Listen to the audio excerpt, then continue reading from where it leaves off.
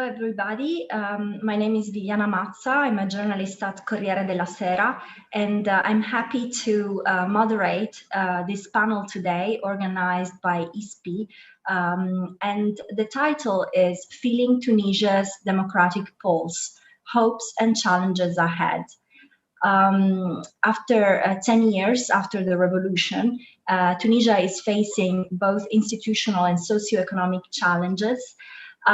We have today a panel discussion with four guests, four speakers, and we will try and address the political problems, the institutional deadlock that is happening in Tunisia, the economic issues that the pandemic certainly didn't help, and also the protests and the police brutality that have also increased the tensions from a different generation, from the generation that experienced the revolution.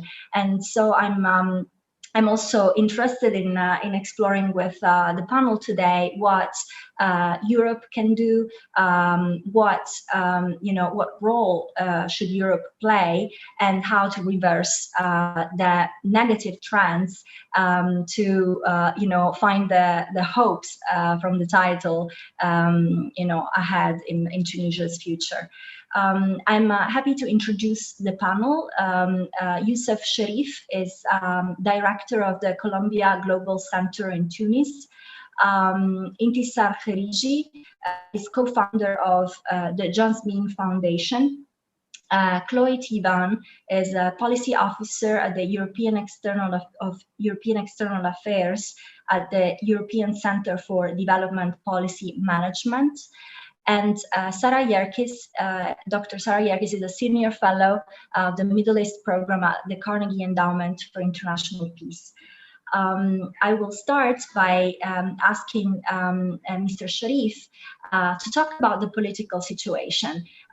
We have a stalemate between the president and the prime minister, and absent a constitutional court to determine, which party is abiding by the constitution. The clash continues. What are, the prospects for this situation, and what are its consequences on Tunisia? You have the floor. Thank you. Well, actually, the current stalemate didn't start yesterday. Tunisia is in a period of instability since the fall of dictatorship in 2011. And whatever observers, politicians, diplomats say, the country is actually still in transition.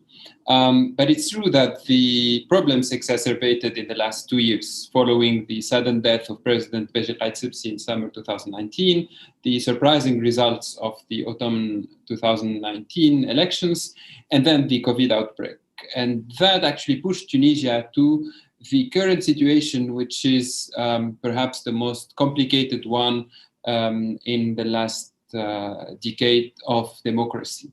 Now, what we are facing is a crisis in the system of governance, because the kind of political system that was established following the fall of dictatorship was actually a political system that replaced the one party, one ruler system. And from that model that used to turn around one person, the country is now led by some sort of triumvirate that, again, was established more or less in 2011 and was confirmed by the Constitution of 2014, where you have a president, a parliament speaker, and a prime minister, in theory called the three presidents, who are ruling the country together in harmony. But again, the elections of 2019 brought to power different power structures,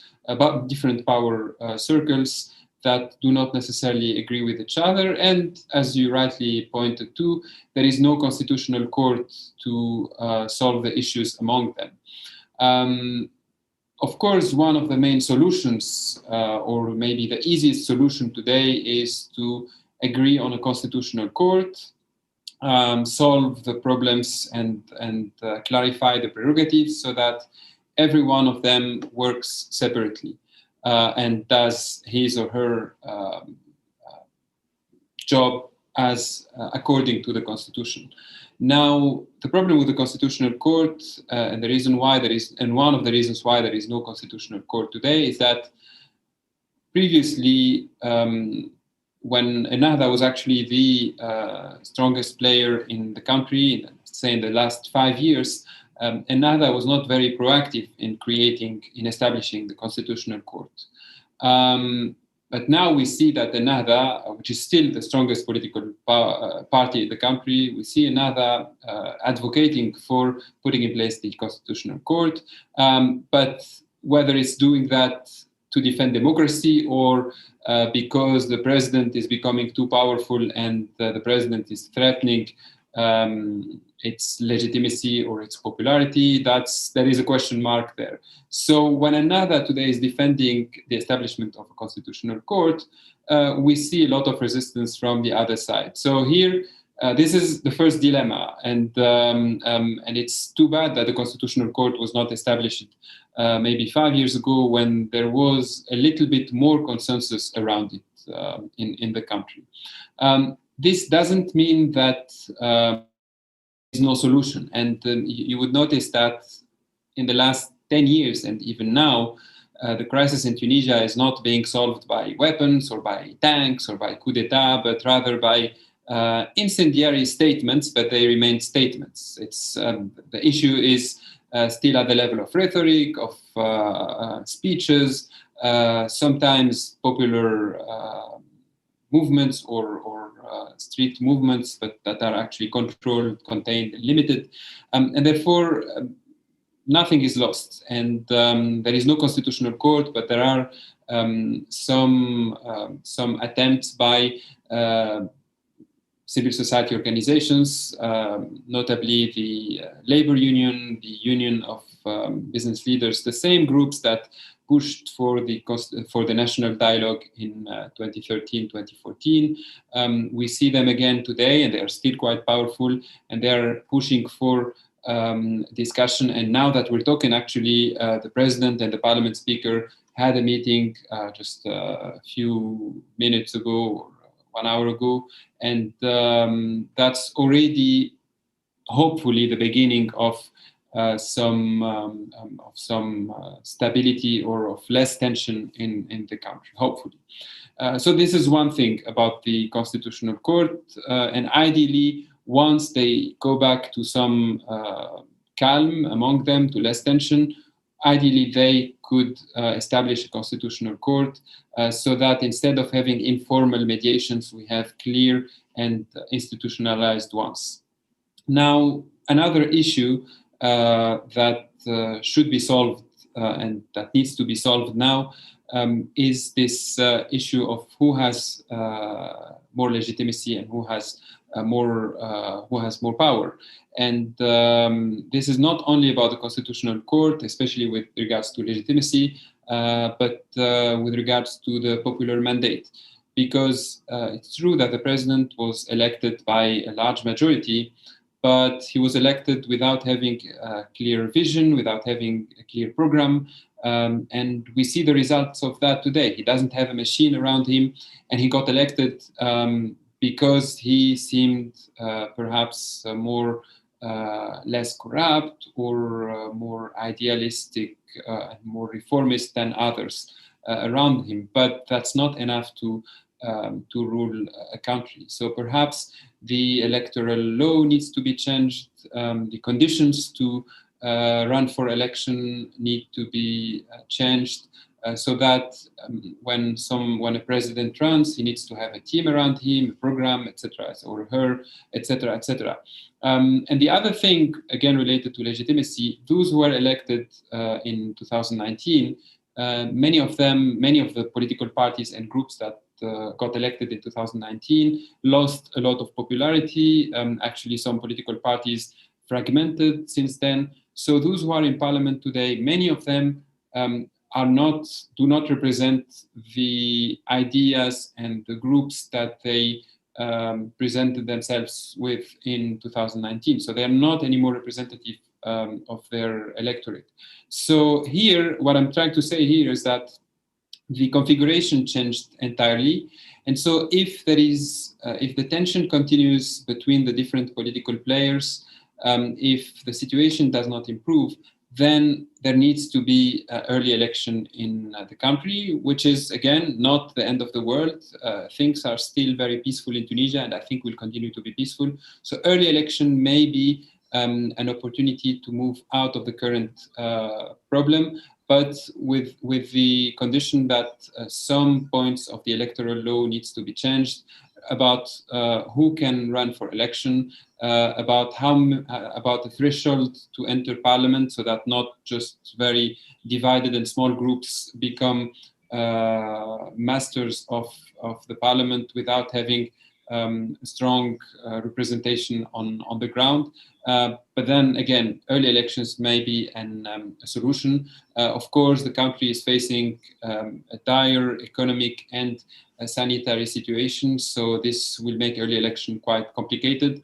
But I don't see another democratic way out of the crisis if it's not solved in the upcoming days through the mediation that I talked about. Okay.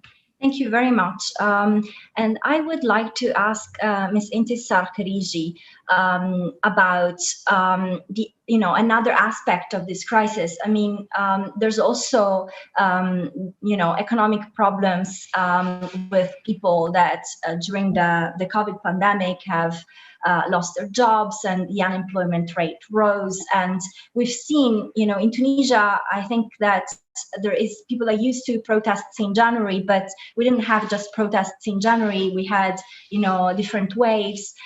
So I would like, with your help, to look at the economic situation, the disparities that there are in a society, and also, this wave of protests and how they've been managed by the institutions. Thank you.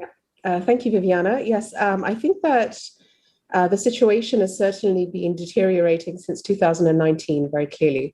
Of course, since 2011, there have been difficulties with the economy because in a transitional context, there has been a lack of governmental stability, which of course affects investment and affects economic reforms.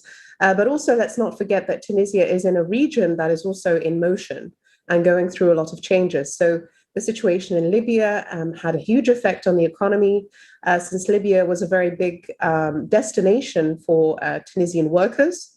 So after the revolution, 2011, around 100,000 Tunisians came back from Libya due to the conflict. And that has been ongoing, of course, until very recently with the breakthroughs in the peace process. And so there has been, it's been a difficult economic situation in Tunisia since 2011.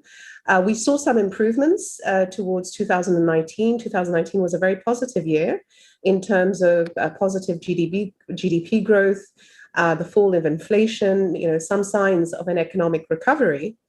But unfortunately, what we've seen since 2019 is a sort of double hit of a pandemic, which has really affected major sectors like tourism, which provide a large number of jobs, but also the political deadlock that Youssef was talking about, which has really aggravated the situation and has made it very difficult to have a stable government that has some kind of visibility towards the future, and which is able to actually address the economic situation. And so we have a situation now where foreign debt has reached around 100% of GDP. Unemployment has risen, especially among young people. And of course, this is the biggest issue for citizens. They're not really concerned with the political wrangling that's happening. They're not really concerned. People are interested in the constitutional situation, but in the end, people want results. And really what we've seen as economic reform has been particularly tricky. And we see this, historically, when you have periods of democratization, it's particularly tricky to have democratization and the reform of institutions and the building of new democratic institutions in parallel at the same time with fundamental economic reforms. And I think what we saw, especially after the national dialogue and the political crisis of 2013 to 14, we saw that there was really a focus on democratic reforms and democratic institution building, and fundamental economic reforms have taken a backseat, unfortunately. And that's partly, the focus on finding, building the democratic institutions, which depend on finding a consensus between elites. Because at the end of the day, democracy also needs an agreement among elites that they will abide by the rules of the game. And so this kind of, elite pact that was developed during 2014 has at the same time made it much harder to have fundamental economic reforms and to address long-standing issues. I mean, Tunisia's economic challenges did not start in 2011. Let's be clear, there were uprisings, there were protests before that, in Gafsa, in Ben Girdain, and other places. There, are significant territorial inequalities between different regions, which played a very big role in the revolution. So we see, for example, that 92% of industry is based on the coastal areas. We have 85% of the country's GDP being produced in just 3 cities, in Tunis, Sousse, and Sfax. And so there are significant imbalances already in the economy, which really need to be addressed through a comprehensive strategy. And this comes back to what Youssef was saying about political instability, is that long-term and fundamental economic reforms require strong governments that have some kind of strong mandate and visibility. And so it's very difficult to undertake the kind of difficult reforms that in the short term are going to have some painful impacts, especially on the most vulnerable groups. This is going to undermine potentially political stability at a time when democracy and stability are already very fragile. But also, I think we should zoom out and sort of look at also other transitional countries and benchmark. And if we look at the experiences of other transitional countries, we see that Tunisia's situation is not so unusual. Transitional periods don't tend to witness very vibrant economies, unfortunately. So, for example, the Russian economy, 10 years into its transition, was half the size that it was at the beginning of the transition. You have the same situation with many post-communist transition countries, which actually underwent very deep and quite long recessions. And so we have to recognize that many new democracies actually face serious economic problems. This doesn't reduce the responsibility on politicians to actually take the difficult decisions. And unfortunately, I think they've delayed them for far too long. But we also need to recognize that supporting democratization sometimes requires allies of newly democratic regimes to help keep them afloat while they get through this very difficult and tricky period of trying to balance, institutional reforms together with the painful reforms that actually the old regime, that authoritarian regimes put off making for many decades. So we see the example of Spain, for example, that was able to rely on strong commitment from its neighbors, from the European Union, while reinforcing its economic liberalization. So I think this is very important, but also linking it to the political, the institutional reforms. One of them is the electoral system. Coming back to the issue that Youssef was raising, is that fundamental economic reforms really require a strong and stable government.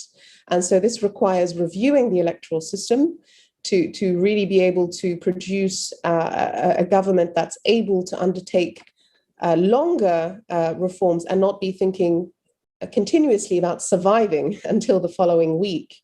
And the current electoral rules, unfortunately, don't encourage the formation of stable governments, and they actually encourage fragmentation and splintering and make it very difficult to govern and to legislate. But also, I think it's very important for political elites to have some courage and to actually tackle the deep problems such as monopolies that exist across Tunisian industries. In every industry, we have a monopoly, which is sustained, monopolies of certain families, certain connected elites that are sustained by certain administrative procedures that really function to keep out new actors. And this really keeps the economy from growing, it keeps the economy from innovating, and it excludes a lot of new actors and new entrepreneurs.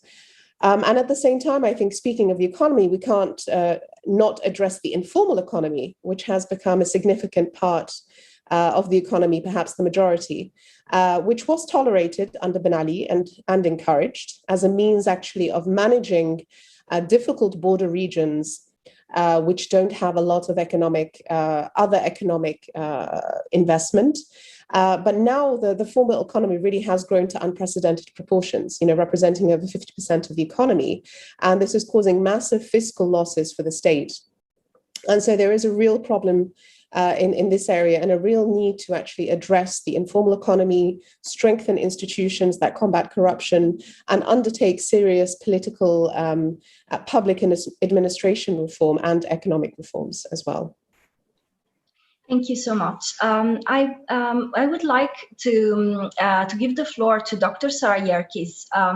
And my question is there a rise or a problem with populism in Tunisia today, and how does it compare to the populism we've seen in Europe, and what are its causes? Sure. No, I think this is a really important question. And I think, what we've seen globally is that there's been a rise in populism. And I think that Tunisia actually sort of came to this wave of populism a little bit late. But certainly what we've seen from President Saied himself is that he's sort of a textbook populist, where he came in, he wasn't a political figure, he didn't have a political party, he barely campaigned, and he's come in with really no vision and no plan. And what has happened because of this, in part, is we've seen this really dramatic lack of public trust in government. This isn't only because of President Saied. This happened before the before the election even started. We've seen rising levels of mistrust in government over the past decade, I would say, even since the beginning of the transition. And I think, there's a couple of different causes for this in addition to the rise of populism. But the biggest one, I think, is the most direct one, is the ineffectiveness of the government, some of what Youssef was talking about already. And, we've seen in Tunisia really just regular turnover of governments, with governments lasting less than a year. Prime Minister Saied's government was only there for 5 months. As soon as he was replaced with Prime Minister Mechichi, there were rumors almost immediately about replacing him that, continue on. And so you have this, instability, this inability of governments to even just last, let alone accomplish anything.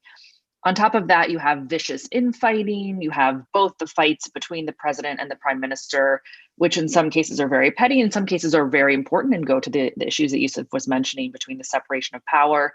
And then you also have the political parties who are literally fist fighting in the halls of parliament. And so when you look at that, it's not surprising that people wouldn't really feel that positively about their government and how it's functioning. Then you add to that the economic conditions that Intissar was mentioning. And I think, what's really important to remember is that, as she said, the economy was starting to improve before the pandemic hit. You were finally starting to see some really positive indicators. But around the world, the pandemic has really exacerbated the economic challenges and made it much worse. And unfortunately, in the case of Tunisia, this coincided with the 10th anniversary of the revolution. And so you had this horrible pandemic, and then you also had at the same time this kind of flashing neon reminder that it had been a decade since the transition started, and that socioeconomically many people are worse off than they were in 2010. As Intissar said, this is normal. This isn't abnormal for a democratic transition, but that sort of explanation doesn't really help the people, who are really suffering. And what we've seen also is that this government and the sort of changes in government have had an impact too on the ability of the government to adequately address the pandemic. They dealt with the first wave very, very well with lockdowns and kind of keeping things contained. But we're seeing today a resurgence of the pandemic in Tunisia with some of the worst numbers in Africa. And you have this vicious cycle that we've seen elsewhere as well of pandemic fatigue, of people willfully ignoring restrictions, which then leads to even more cases. And you have hospitals that are overwhelmed, and some regions where there are simply just not the capacity and no ICU beds at all to help people. And then the third part, I think the third cause of this kind of lack of public trust or this frustration is human rights challenges. And I think it's important that we acknowledge, that we've seen this really troubling rise in police brutality. What you're seeing is something that almost looks like what it looked like under Ben Ali, where you have impunity for the police, this really outsized role of the police unions that are letting police get away with carrying out these brutal attacks on protesters and activists. You have some crackdowns in the media space. And then you have this completely ineffective leadership at the national level that is just not signaling loudly or clearly that this sort of behavior is unacceptable.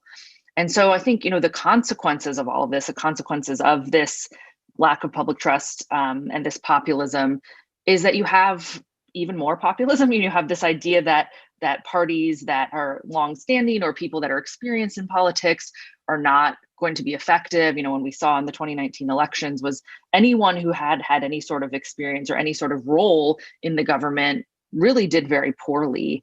But also you have a rise of polarization. And I think this is what's really dangerous for Tunisia is what you have today is the center is very weak and very fractured. As Youssef mentioned, a lot of the parties that were elected in 2019 have further fractured. This government came in as the most fractured in Tunisia's history and has further fractured itself. And, many parties who are in the center who represent sort of the middle ground, but aren't able to really get a following, either because they don't have a vision or because they can't appeal to the public, or sometimes they're tied up in corruption or other things. And so the result of that is that you have the two poles. You have the on the one hand, Abir Musi's PDL, who's kind of seeking a return to the Ben Ali era. And on the other hand, the Karama coalition, or like the Salafists. These two groups that really represent two ends of the ideological spectrum are taking up all of the air in parliament. And so they are fighting and then little's getting done, and the parties in the center aren't able to really form any sort of coalition. And the final aspect of this, I think the final outcome of all of this is a rise of protest. And this, again, is not new to Tunisia in 2021 by any means, but you are seeing people taking to the streets, I think, even in a more passionate way and, more than they were in the past. And what happens here is people are completely disengaging from formal political life.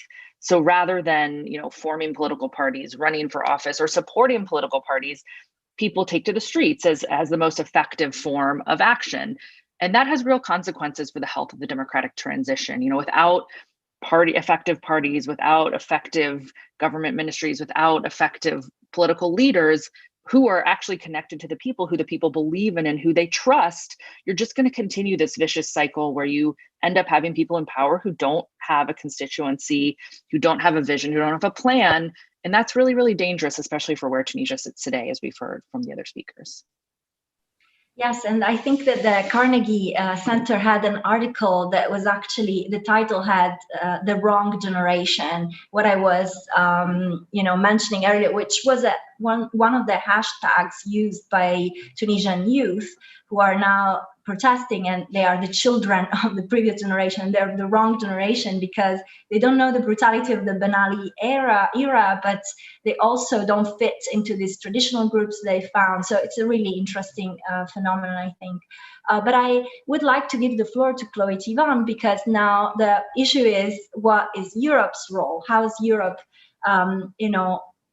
has there been a change or a shift in Europe's approach to Tunisia, also after the pandemic? Where does Europe stand? Your microphone is still off. Sorry. Apologies. Thank you. So I think Intissar really put her finger on it when she said, when it comes to transitions, it's very important to have strong allies. And I think the European Union would like to think of itself as being a very strong ally. But the situation in which both domestically and internationally is so different now from at the time of the transitions from communism in Eastern Europe. And I do think that that is somewhat impacting the level of political support that the EU really can and is giving to Tunisia. Ultimately, if you look at the political priorities in Europe, Tunisia hasn't really been high on the agenda for a very long time. There are so many crises in the region, but also domestically, we're increasingly facing issues in terms of the threats to democracy and rule of law within the European Union. And this to a certain extent also undermines Europe's ability to be a very strong advocate when it comes to democracy. And then ultimately where support has focused has really been on the economic and technical level. And this has been, a lot of this is ultimately in the hands of those who are actually on the ground. And there you see quite a sense of frustration ultimately, because those who are working with the Tunisian government are frustrated by the lack of reform, by the lack of movement. And as Intissar pointed out, it's quite common that there is this stagnation and this lack of reform. But that is something that we really sense, that there's a sense of frustration there, and that this kind of goes hand in hand with the sense more broadly that the EU needs to change its approach to its neighbours, change its approach when it comes to kind of development cooperation in general, and to its technical assistance to other countries. And in Tunisia, I think that's really coming across in terms of course, there's a strong focus on migration, and I think there is more and more pressure being put on Tunisia to cooperate on migration in exchange for greater support from the EU. At the same time, I think we're seeing globally a trend towards the EU kind of pushing for more economic reforms so what would traditionally have been called conditionality, but where there's now an effort to move away from the language of conditionality, but really this kind of more for more, that economic reforms will come with more budget support and more more technical support. And then I think in Tunisia in particular, what we saw, and I think President Saied's meeting recently with Commission President von der Leyen and Council President Charles Michel, the statement that followed that was very instructive, because it focused very, very strongly on increased engagement with youth and civil society. And I think that will be something that the EU is trying to get better at, because it has been very focused on working with government and with the administration. And I think there will be this growing focus on trying to engage with youth, to work more with civil society organizations, and to engage in more kind of public diplomacy, more direct outreach, more engagement in that way. And finally, again, something which is really a trend internationally, but is that the EU is trying to move away from a kind of development cooperation or aid focus towards more investment. And Tunisia should be one of the main beneficiaries of this move, but I think it will be very important that the structures are put in place that allow that to really be facilitated. And I think there are efforts to work very much with the private sector to engage in looking at what does both the domestic and the international, the European private sector need in order to facilitate more investment and to really begin to help shift the economy in that way. But of course, you can't really take that without, you can't really increase investment without certain fundamental reforms. And that brings us back to the points that Intissar raised earlier in terms of the importance of getting the economy back on track. Thank you so much. I will remind the people who are listening that if they want, they can ask some questions in the chat. And I will have another round of questions, but I ask you to keep the answers in 2-3 minutes, please, so that we give space later to to other questions. And I wanted to ask Youssef, Cherif, about, kind of a follow-up of what we're talking about, especially with the pandemic, the diplomacy of vaccines, diplomacy. What was the role that Europe played? So from the EU, I don't have the exact figures, but the EU did contribute a lot in terms of aid to the budget, in terms of helping Tunisia cover some of the expenses related to the crisis that came from COVID, but also in providing vaccines and equipments and so on and so on. But Europe is not alone in that. You would notice that in Tunisia, the first country that actually offered vaccine jabs was Russia, the Sputnik vaccines. Not in big quantities, but in terms of PR, that worked. Today, we say that the first country that offered vaccines to Tunisia was Russia. China also offered number of vaccine jabs, I think, up to now close to 1 million, and in big quantities altogether. Just recently, they just sent 500,000 jabs. Also, previously, they sent these masks, the vaccine diplomacy that China was known for in 2020. So Tunisia was receptive to that.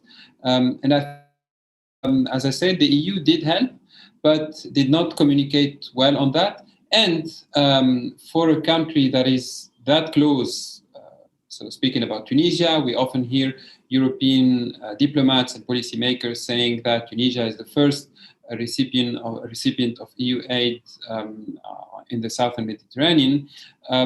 One can say that the EU did not do that much with regards to helping Tunisia, especially when we see the situation in the country today, be it the packed hospitals or the growing number of cases, the slow vaccination process, and of course the very bad economic situation. Thank you. And I would like to ask Intissar, Kherigi, what is the perception that Tunisians have about the EU? And do you think that a reform of visa policy between the EU and Tunisia, for instance, could improve, could be possible, and could change things? Well, I think that most Tunisians have grown up with the European Union and Europe being, very close, very prominent partners. Culturally speaking, most Tunisians have a family member who lives in Europe. There is a lot of migration, and movement back and forth. And also, Europe is a big destination for highly skilled Tunisians as well. We should remember.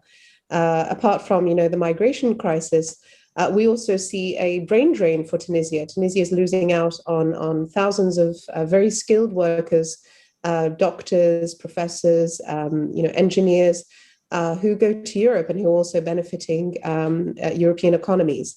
And so I think Europe is very much still the prominent partner for Tunisia, not just institutionally, but also culturally. But of course, we have seen that other countries have expanded their presence.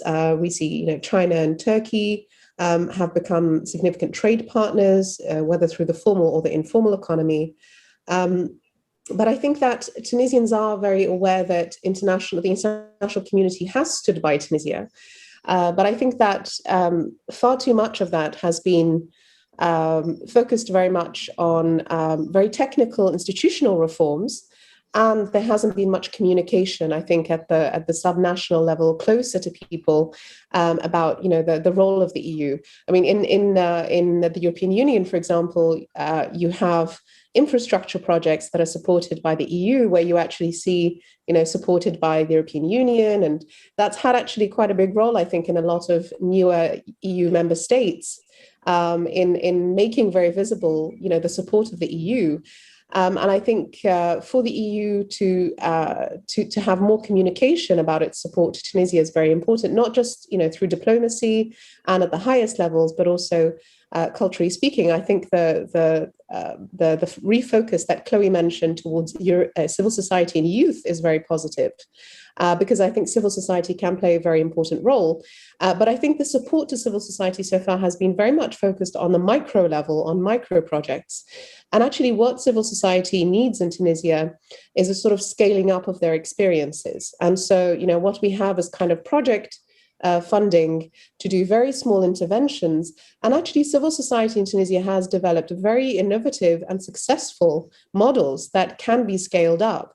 And so what we need is actually for international partners to connect the civil society experiences and actually help to create or sort of mainstream them into policy. I think that's very important. We see, for example, the social and solidarity economy, which became, has been enshrined in law last year, was something that was started by civil society in various regions. Civil society also playing a very important role in terms of local development, in terms of supporting decentralization, working with local authorities.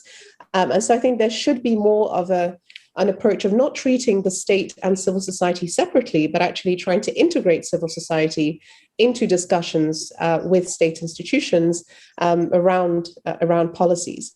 And I think also, the European Union can have a very significant role at the regional and the local levels. And this is where you could probably see a lot more impact than maybe some of the national level programs.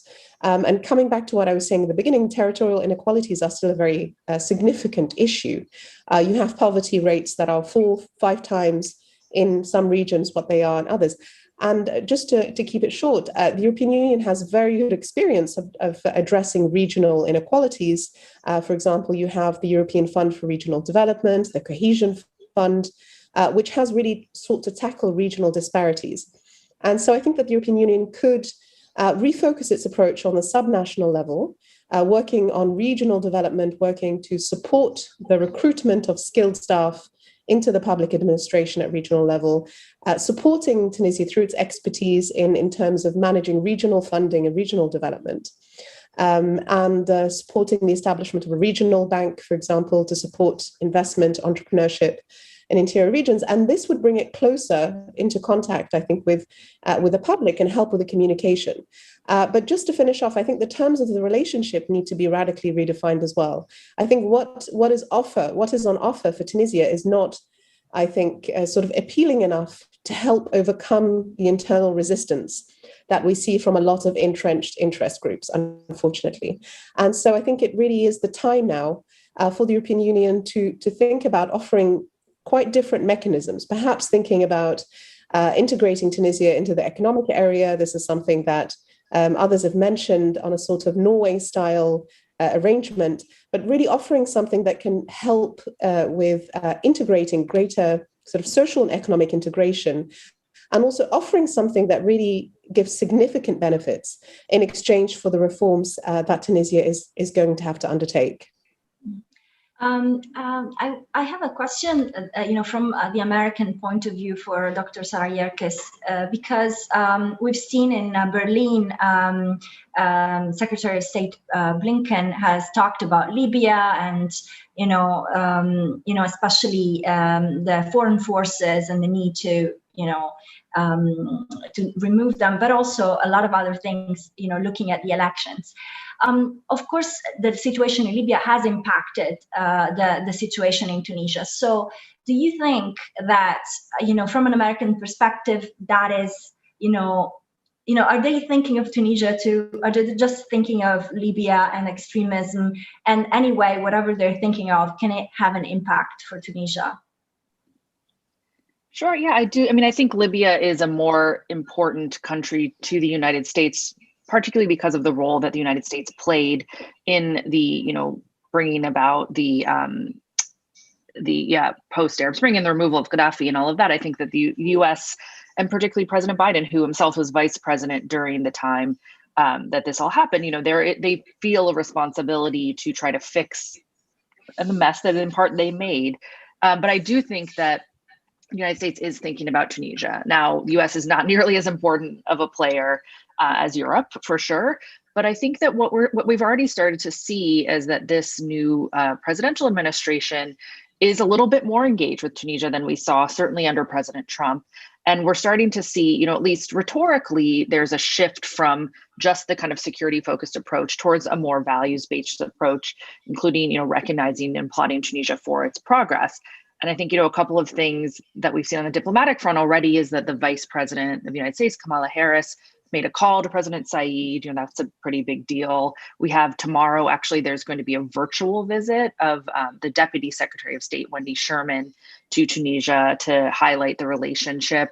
And you had a delegation in Washington last month for the IMF negotiations. So I think, we're already starting to see some of these changes. We've also seen the Millennium Challenge Corporation, which is a special pot of funding that the United States has available to countries that meet certain characteristics. Tunisia has qualified for that. They should be soon announcing that compact, which will be, several $100 million of assistance in water scarcity and infrastructure. So I think there's a lot of, we are seeing more, certainly way more than engagement than we saw under President Trump, and hopefully that will continue to increase.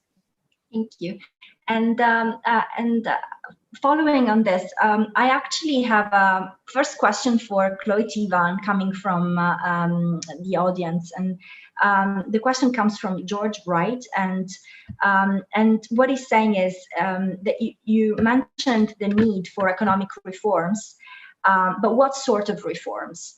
Can we avoid traditional IMF recipes?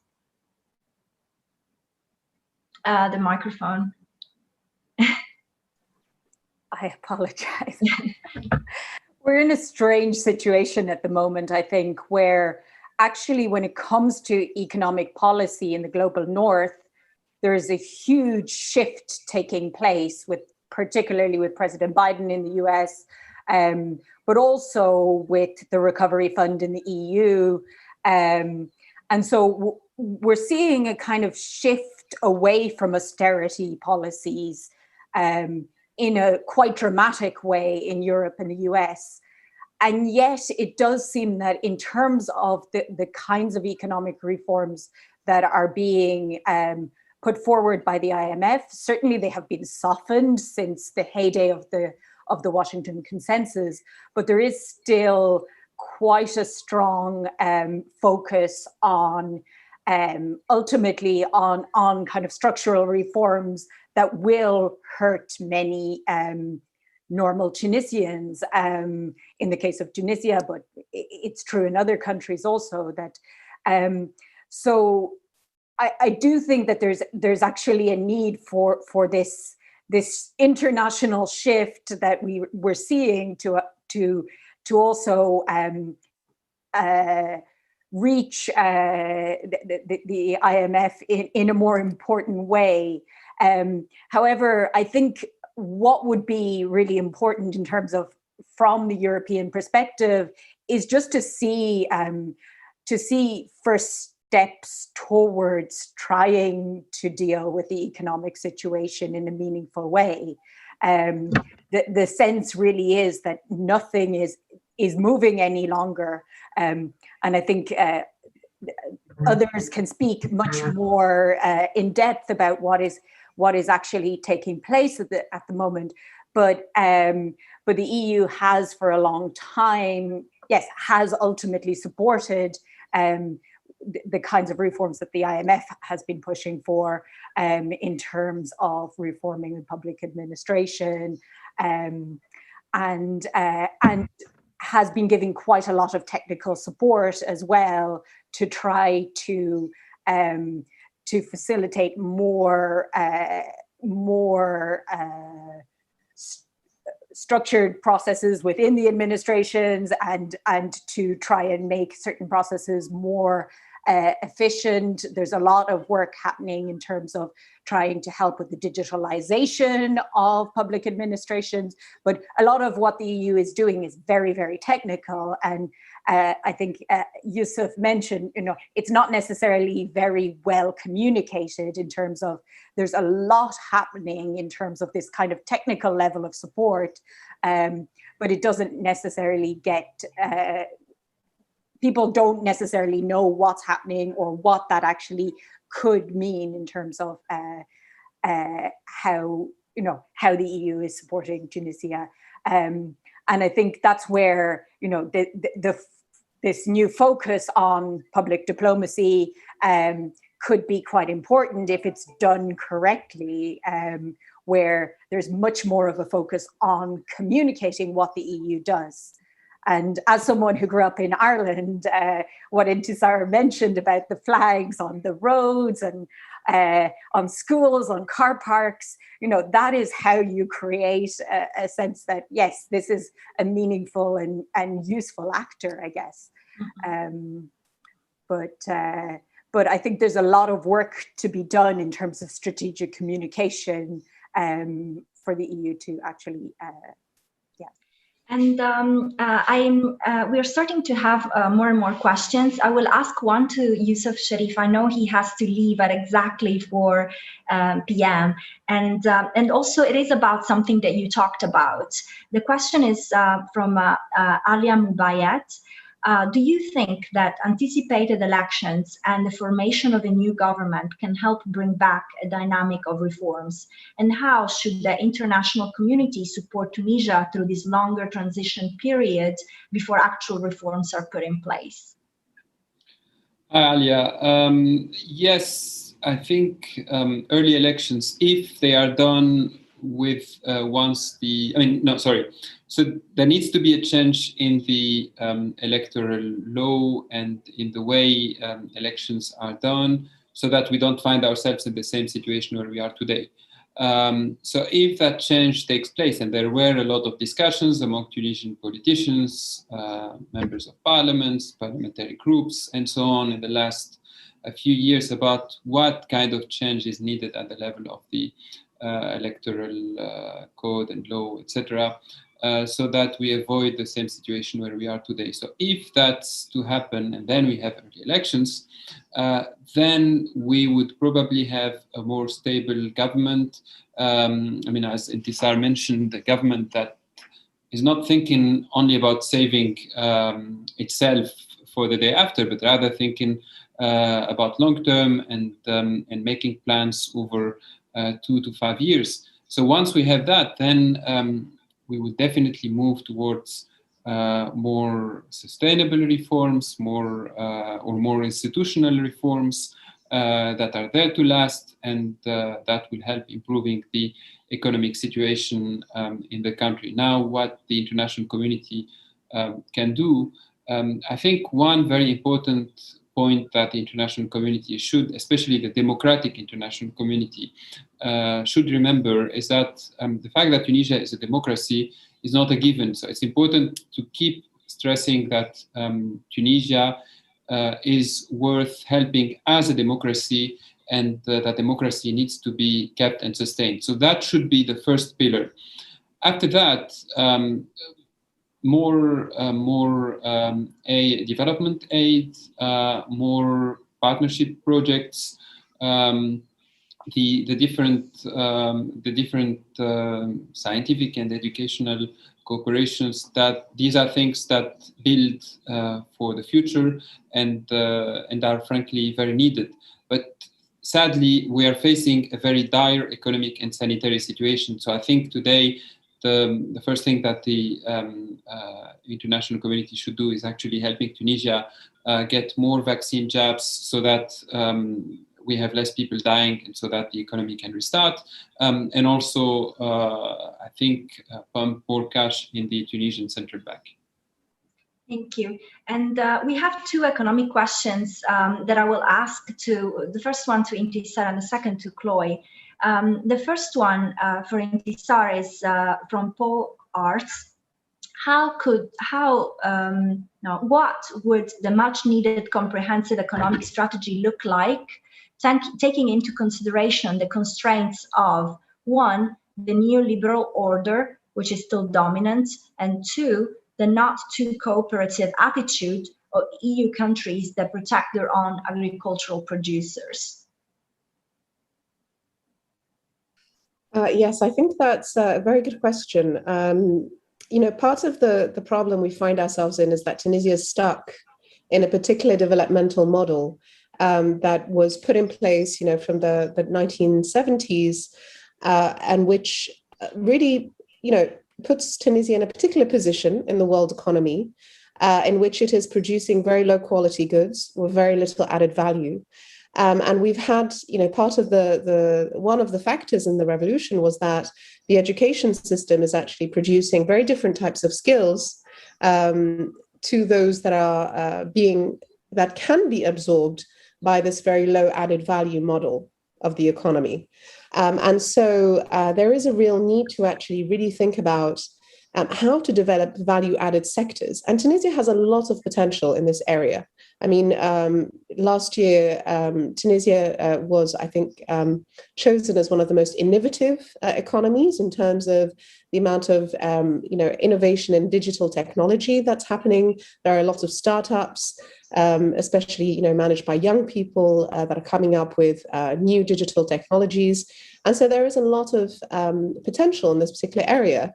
Also, agriculture is a huge sector that I think has been really underdeveloped in the country, where industry really attracted most of the investment. And so agriculture, there is a lot of potential also for developing organic farming, for example, which there is a huge demand for, I think, in Europe and elsewhere, and where Tunisia still actually has quite a good track record.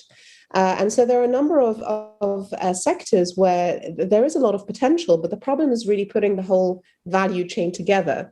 Enabling producers to have access to finance is a very important thing. To be able to have access to markets as well, and where you have sectors where there are very small companies, to enable them to come together, to form cooperatives, to actually be able to access markets and invest in research and development and that kind of thing.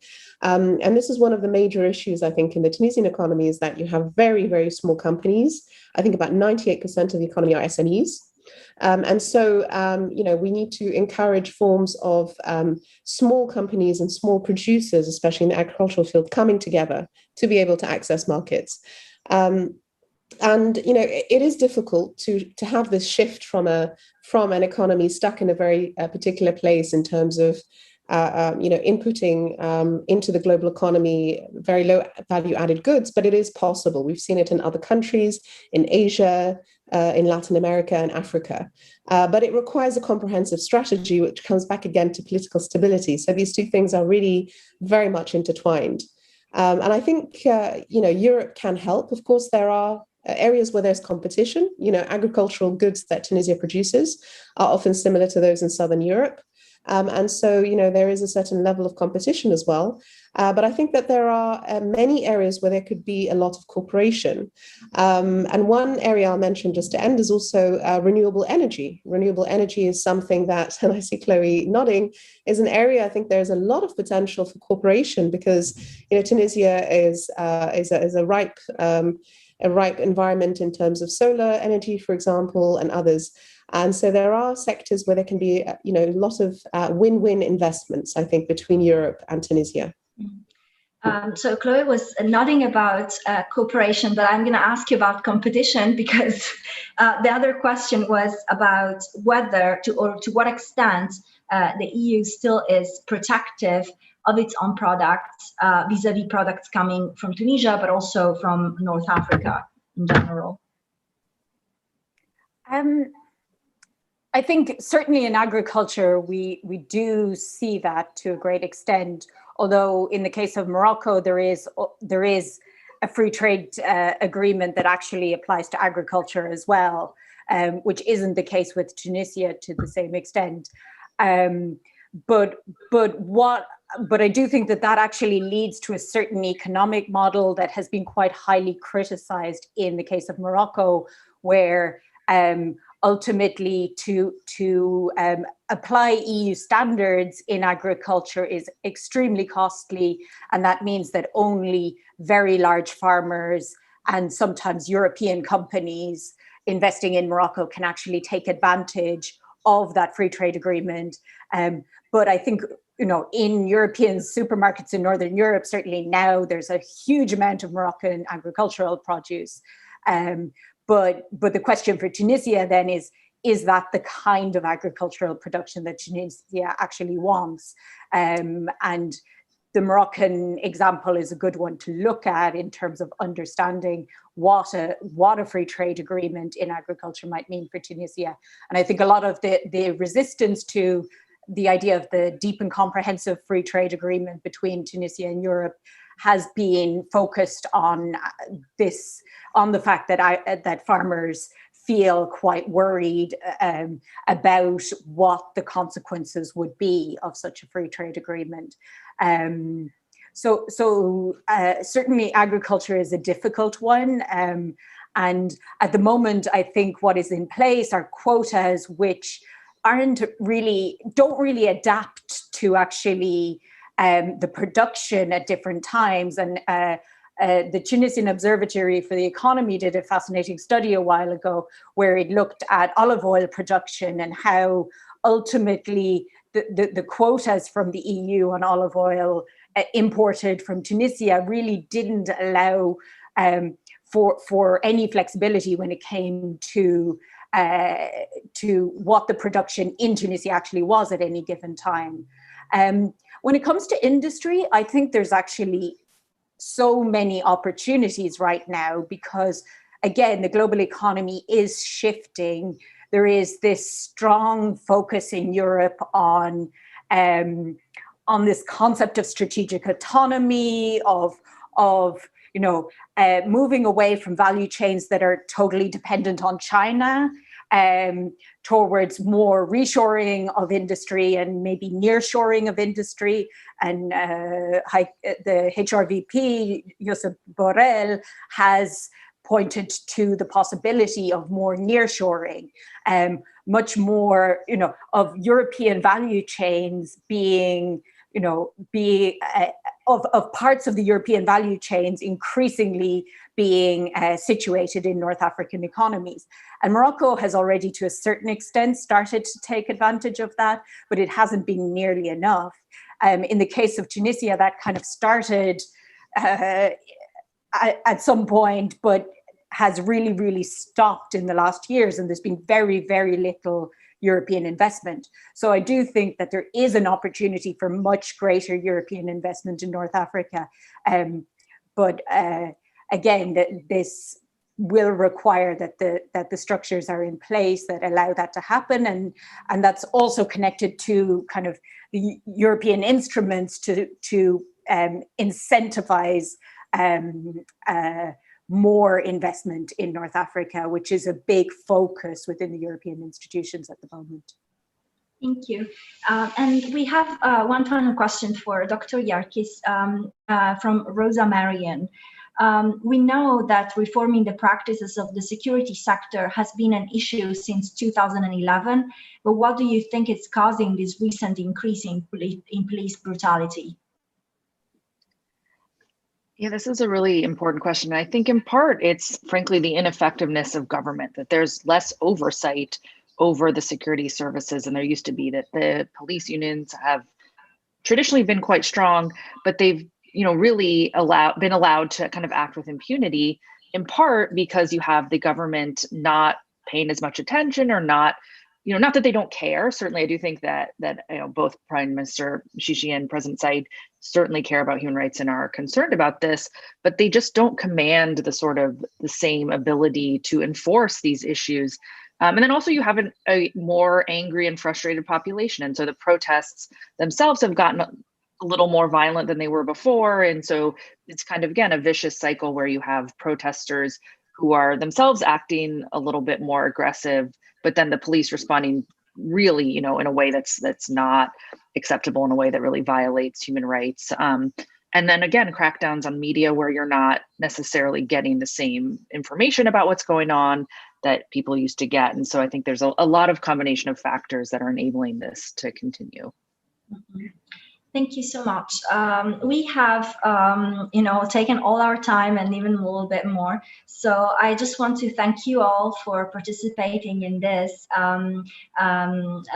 Youssef Cherif, who just left, Intissar, Kherigi, Teevan, and Sarah Yarkis, and also those who listened to us. And thank you to ISPI for organizing this panel. Thank you all.